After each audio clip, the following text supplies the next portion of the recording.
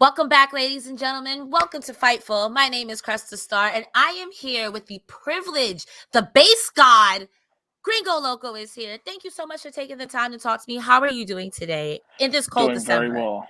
Very well. Very cold here in Chicago. Pleasure's all mine. Thank you for having me. Gringo Loco, I have to tell you, I just found out about you 2 House of Glory shows ago here in New York, and my mind has been blown. So I'm very excited to talk to you about everything Lucha.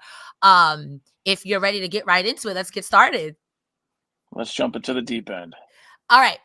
So in the past, you have talked before about how your name is an homage to the great luchador Art Barr, which coincidentally started before you even knew who he was. Have you found navigating the balance between homage and individuality difficult, or do you feel your personal style of lucha libre is just fluid with what he was doing? I think within the last 5 to 7 years, I've actually kind of grown on my own and really found myself of who I am as a wrestler.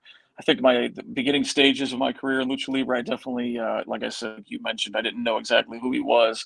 When I came to find out who he was, I did want to kind of follow his footsteps, and I took it as callings that maybe I should follow, in his name and his look and everything that he had going on because he was super popular as a Mhm. heel in Mexico. And I think, through time, I realized that it wasn't necessarily my calling at the end of, what I was trying to do down in Mexico. So I came back and kind of, sort of reinvented myself and started doing my own style and just getting like crazier ideas in the ring and crazier outfits. So I think that once I started doing that, the trajectory really went straight up. Mhm. And speaking of crazy, earlier this year, you had a crazy viral moment with Jack Cartwheel. You had did an interview with Jeremy Lambert and Steven Jensen over here on Fightful. Now that you're a couple of months removed, are you glad that you listened to Speedball's crazy advice? And have you incorporated that more in your style now? Yeah, I mean, I can't thank Speedball enough for that idea that he gave us in Toronto. I mean, neither Jack or I would have come up with it ourselves.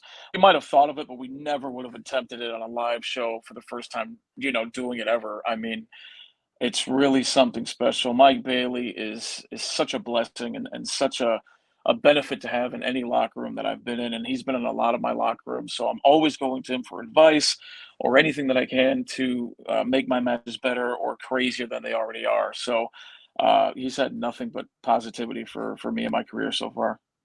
We love Speedball, Mike Bailey over here. And you had mentioned crazy spots. So I have to ask you, after seeing you wrestle, when you come out, your braids, not a braid out of place. When you're finished, not a braid out of place. Who does your hair? I have to know. Oh my God, I am going to love that I can shout out Carmen Braids on Instagram. She is the best braider in Chicago, and they're really. I've been having my hair braided since I was 15 years old, and I'm way past that age now. So she is definitely the best I've ever had in my career, and she's so accommodating. I've needed some last minute help on some of these Ring of Honor loops when they call me last minute, and I'm just always trying to look as fresh as possible, and she makes that possible all the time. So shout out Carmen Braids on Instagram. She is the absolute best. I cannot stress enough. If I've never seen Gringo Loco live, his hair literally it doesn't move. It doesn't move at all. Let's talk about 2024 coming up. You have a match with John Moxley at Wrestling Revolver. Now he's been ducking you. This is the third time you guys have tried to do this. What's your mindset going into this match? And if you have any words for John Moxley, go ahead and talk your shit. So I know how important this is in my career. Definitely the biggest match of my 21-year career. I'm going into it focused. And I know that, for whatever reason, the match hasn't happened, but I think organically it has grown into something a lot more special than it Mhm. would have been. Would have been just a match before, which would have been great. But now there's a little more substance to it. There's a little, banter between him and I, and him calling me out, and just everything that Revolver is offering me on this table. They're naming the show after, the match. So I just think it's such an incredible opportunity. I don't know if he thinks that I'm scared of him, or I don't know what his thought process going into this is, but Mm. I'm also a crazy maniacal person as well. I don't know if people know about my history in Mexico City and some of the matches that I've had down there. But if you really bring out the rabid dog and Gringo Loco, Moxley's going to have a fight for himself January 25th in Dayton. And I think the fans are in for a treat. I know I'm in for a treat, and I just really look forward to seeing what happens that night. I too am looking forward to that match, especially after seeing you guys face to face. It's going to be so good. Speaking of matches, I want to ask you, was there a particular match this year or a particular opponent this year that you really enjoyed wrestling against? Yeah, oh my God. I mean, some of these six-man Lucha bangers we've had in GCW were so memorable. We just had a really, really good one in the Defy building for the GCW show at Washington Hall. It was the debut of Los Desperados. It was me, Ares, and Latigo. I think the concept that we have and they're working towards will be very special. The first one was a complete success. And I think that, as we start to move that trio along, Mhm. throughout all the promotions in the US, we could probably go international, which we already have. Essentially, we did it at WXW. We just got tagged up together, and we just had so much fun. In terms of opponents that I really enjoyed in 2023, there's just so many. I had a dream match with Rich Swann at Revolver. It was Yes. incredible. Takeshita. I mean, it was something that. These are things that I never thought would happen. Swan and my boat has never really crossed paths. It's always Mhm. two ships crossing in the night. He was busy here, I was busy there, and it just never happened. So I mean, anything with RS in it, I always enjoy. It's just this year has been the biggest year easily of my Mhm. career. It's been so enjoyable. The list goes on and on, but I think Mox, if we can count that in this year, which it'll be 2024, but it's probably going to be the biggest, most fun fight of my career. So I would say with Moxie, he's like math. You could just carry the two because it was supposed to happen. So it's technically last year, but we'll take it for next year. It's a right, late comer. exactly, exactly. Do you find a lot of young luchadors come up to you for advice, especially as the creator and owner of World on Lucha? Do you find that people, like you said, Mike Speedball gives you advice? You find people coming up to you like, "Hey, how can I make this spot safer?" Considering you are the base guy, never dropped anybody. More recently, absolutely. I have a lot of the young cats in the locker room coming up to me and asking me for advice. And could you take a look at this match? And yeah, I'm more than happy to do it. I've been doing it my whole career. I've trained my entire career. I've trained people my entire career. I think that if I can help in any aspect in anybody's career and make them that much better, I actually thrive off that feeling. So, when we're in training and somebody hits a spot, taking every element that I've given them over the last couple of sessions and they hit it flawlessly, Mhm. that's a serious feeling of satisfaction. And I've had it a number of times in my career. So I just think that if anybody needs help, I'm the one to come to because my door is always open. I love that.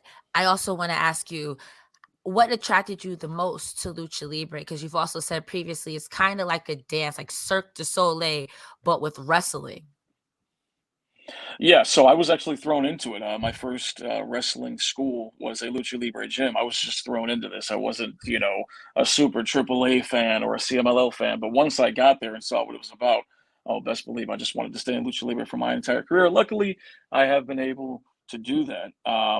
It's the pageantry, it's the colors, it's the capes, the coats. Everything is just, to me, just big and flashy. And it goes along with the work that goes on in the ring, super acrobatic flips, and then how important the basing is, and just, and then yeah, and the other side of that coin in lucha libre, you can get like gritty and dirty and bloody, Mhm. when it's called for. I just think it has everything in wrestling that I'm a big fan of. So I kind of got into this world and stuck with it all these years. So then my follow-up question to that is, how much of this statement do you agree with? Professional wrestlers are just theater kids who got swole. I think in some cases that could actually be true. Not every case, of course. We all come from different paths, Mhm. different walks of life into this crazy, wacky world of wrestling. But it is a lot of theater. I mean, you have to have charisma, right? You have to have a Mhm. certain amount of edginess to you and personality, and I just love this world. I can't even tell you how much. So GCW has always shown you love. as of recently, House of Glory has always tried to get you booked on their big monthly shows.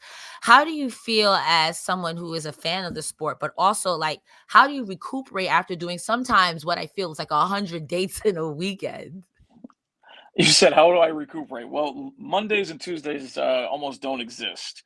I don't speak to anyone, I barely do anything physical, and I'm just contemplating my life on why did I choose to be a professional wrestler. But by the time Wednesday morning rolls around, I'm usually coming up with crazier ideas on my head for the next Mhm. weekend of matches, and we're just off to the races again. So this has been a recyclable cycle that I've been doing for 21 years. Yeah, Monday and Tuesdays are just rest days for sure.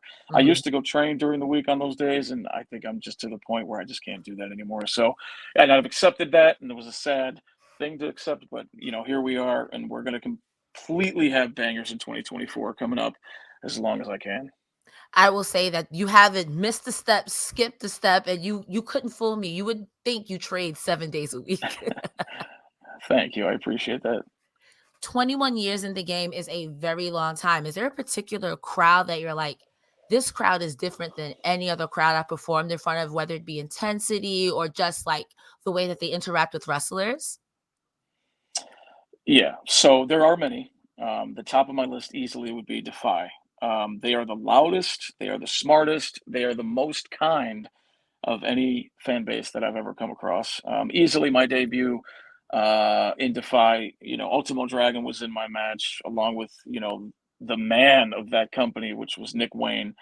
And it was the loudest I've ever been in the middle of the ring during Ultimo Dragon's entrance. It was the loudest I've ever been a part of. And this is, going back to shows where Mystico and Black Warrior, they had a mask Mm. feud, and I was on that show in the semifinal match, and that was a very loud crowd, and Defy was able to beat that. So easily at the top of my list would be Defy. Um, when you talk about Defy Wrestling, is there a particular match from Defy that you're like, this is one that will always stick with me forever? I haven't worked for them as much as I would like. I know that in 2024 we're going to be working a lot together, but the most recent one that I had there with the trios of Latigo and Ares, it was pure lucha libre. They let us go, and I feel that that was a super memorable match. Not only just recent times, but I'm guaranteeing in the future that it's going to be hard to beat that one because we came up with so many innovative things that a lot of people hadn't seen before, and there was just a flow Mhm. that night and magic. So, anything in that building is just always special. I love that. What would you say to somebody, like someone like me who's newer to professional wrestling or even indie wrestling? How would you get them into just going to see Lucha Libre? Because I personally don't see Lucha get as much love, especially here in North America, in the States, I should say. I'm not saying not North America, because Mexico loves Lucha Libre. How would you encourage them to say, yo, like, watch Lucha because it's really good? Well, I'm doing everything that I can. I'm only one person, right? So any chance that I get to promote it on social media or around my friends, I'll whip up the phone and show them the newest lucha libre spot or match or whatever. I just need, which is it is happening, thankfully, but I need Mhm. more people to get behind this art of lucha libre. They've been nice enough at a lot of these shows to give me the mic after we kill it during a lucha libre match and just let them know, like, yo, that was pure lucha libre. I hope you all enjoyed that, so that the people are understanding, like, this is a different style and you're seeing something different, but look how cool it is. You don't Mhm. get it every day.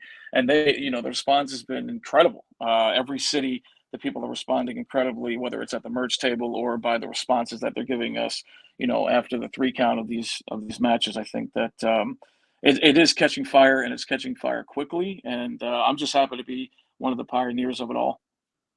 Yes, like, honestly, again, I cannot sing your praises enough. Seeing you the second time in House of Glory in New York was like, this guy can go, and from what you think of most lucha libres, your style, like, physically is different. What inspires your ring gear and your style to do that sort of look instead of, like, a traditional mask or, like, a mask and long tights?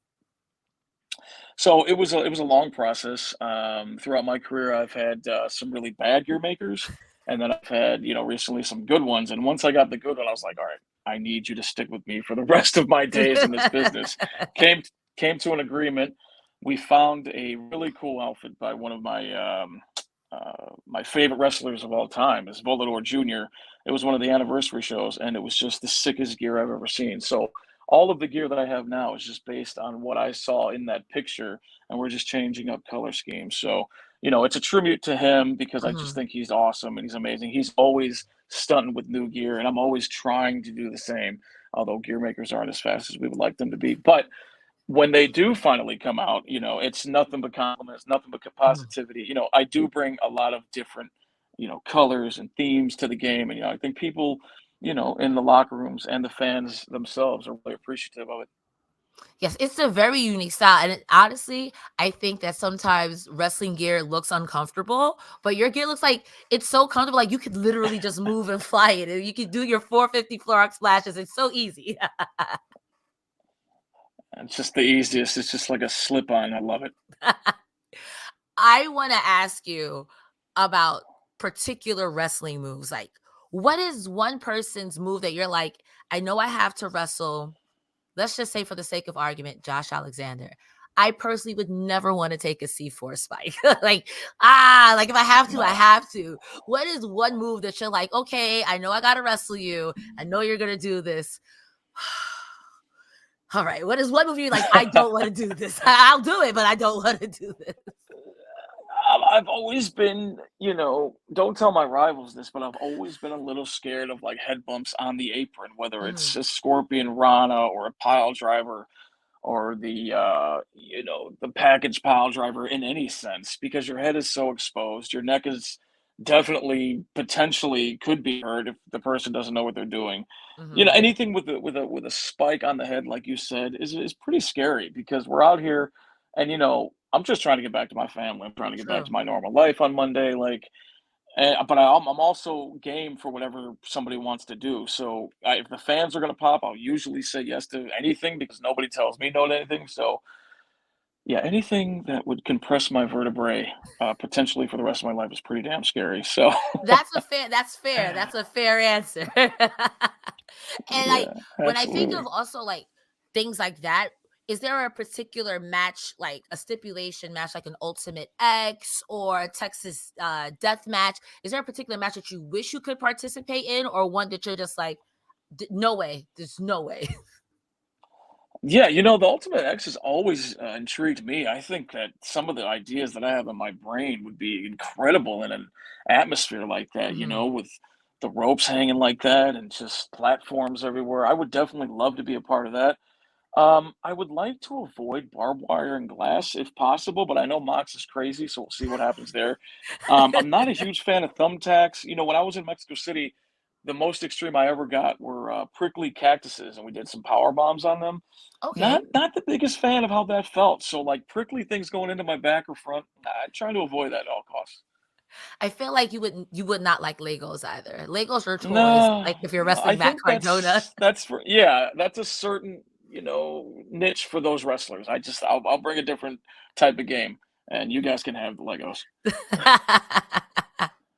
I want to ask you, what is one match that you have seen either as a fan or in your professional setting that you're like, wow, these two guys really killed it and this should be studied in a museum? So it's actually a six-man from Ring of Honor. It's a very famous match that was actually in my hometown of Chicago. But I Okay. was a broke kid and I wasn't able to go. But it was all the Japanese guys, SEMA, Dragon Kid, all those guys. They were so innovative for their time. You look at the stuff now and it's still innovative in 2023.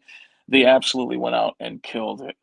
If I had to pick another one of my favorite matches of all time was a one-on-one with Mascara Dorado versus Volador Jr. in Cork and Hall where I actually debuted this year, which is incredible to even say Yes. verbally. Same stage, same everything. Was me and Vikingo. Talk about a special moment. Anyway, they did everything Lucha Libre possible in that match. Everything was clean. Everything was amazing. Their gear was looking on point. I mean, just the ring. Everything was just perfect that night. And I feel like, Mhm. when I faced Vikingo in the same building, I feel like we nailed it as well. So just talk about special moments this year, especially 2023. It's hard. It's going to be hard to beat, but we're still Yeah. here. We're going to keep going. Especially with you and Vikingo and Ring of Honor earlier this year. I want to talk about that because Vikingo is out of his mind to be so young. And then to know like you're pretty much like his sparring partner, training partner, mentor, it's like that is crazy. Can now again, like with the not Zach Gallen, I don't know why I call that man that. I'm sorry, Jake Carwell. How do you feel removed from that moment? Like, wow, this is still crazy because you guys are both still tearing it up.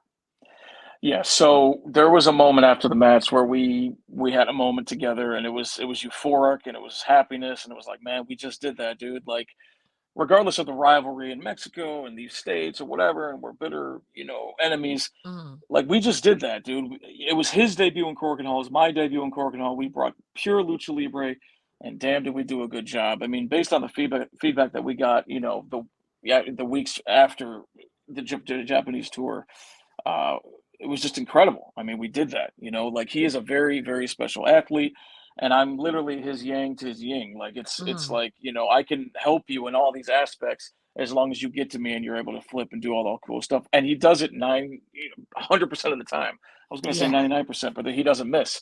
So, anytime that I'm in the ring with Vikingo, I'm a happy luchador. He's one of the best in the world. PWI thinks so. The fans think so. I think so. Talk about being blessed. I'm able to Yeah. work him many times throughout the year. I just worked him last weekend. It is always a pleasure to work with El Hijo de Vikingo. I have two more questions for you. Sure. This is one of my favorites. What is a question you wish more interviewers or fans asked you or wrestlers in general? Or what's a question about wrestling, lucha libre, that you are dying to answer? Oh man, I think I've been thrown every question imaginable on these shows. I just think, what would I want to be asked? I think that it's just man, they always ask me the same thing, like, what would you tell, younger talent coming up? And my answer was always, you never give up. Not to quote John Cena, but like, I took 2 years off of wrestling, right? Mhm. And in those 2 years, the group that I was in advanced tremendously in Lucha Underground, and I missed that boat and had to come back. Thankfully, wrestling is cool, and they let me back in, and here we are, and we're doing just fine. But in those 2 years, who knows where I would have been now? I'm completely Yeah. happy with where I am, but like, who knows where it would have led me? Um, but to never give up. Especially this is a sport that's gonna fill that void. It's gonna leave you satisfactory most of the time. It's gonna be hard. There's gonna be obstacles, but if you're a young guy in this business, you never know where it could lead you. So just don't give up. Just keep going to training, keep going to these shows, and you never know what could happen. Very true. My last question, and this one's my personal favorite. You have the Wrestling Infinity Gauntlet. Any wrestler in their prime, 2v2, it could be a tag team, it could be alive or passed away. Who would you put against each other in their prime? You could snap it into existence. Oh my God, man! In their prime. So it's fair. So you're saying, who would I like to see? Not me myself, right? You could put yourself in there, but if you could, like, let's say Ultimate Warrior in his prime versus Kurt Angle in Mm. his prime, something like that. Or you could say you in your prime Oh, versus Bruno Sammartino in his prime. okay. Who are two people that you would like? I would have loved to either be a part of this, or I would have loved to see this as a fan. I mean, I would have absolutely been in love to be a part of the ECW Hammerstein Ballroom era with Oh Tajiri, yeah. Super Crazy, Guido, Whipwreck. I mean, this is the nectar of what I am as a wrestler. If I was able to go back there, I mean, I actually did Hammerstein a couple years ago, and that was Hmm. incredible too. But to be in there with those guys, just going after, Kid Cash, Roadkill, Doring, these are, you know, really big figures in my career when I was coming up. But if I could have myself in my prime, which is probably now, Hmm. versus Rey Mysterio, which is his whole career is his prime, I Yes. could probably do that match forever. I just think he's capable of anything you ask of him, lucha libre wise, American style wise. I think that would be fun to just do for the rest of my career all around the world. So it would have to be Ray versus Gringo. Which Ray? Without the mask, scumbag Ray, or No, who's that no, jumping out the sky? no, REY Ray. no. I don't even know what you're talking about. No way. I don't accept this. Mask only Ray.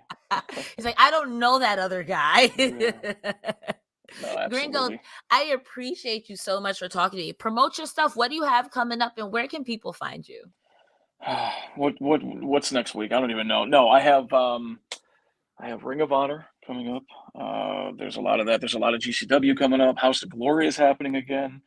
WXW is happening again, and Germany has some of the craziest, most loyal fan bases I've ever been a part of.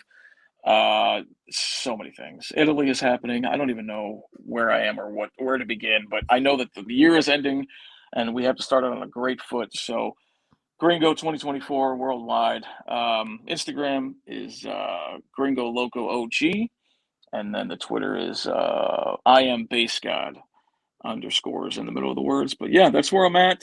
Catch me if you can. I'm trying to keep up with it as much as you guys are. And if I see you guys at the merch table, please say hello. I love each and every one of you guys. So thank you all so much for the support, man. It's been a crazy ride. And thank you guys so much for watching.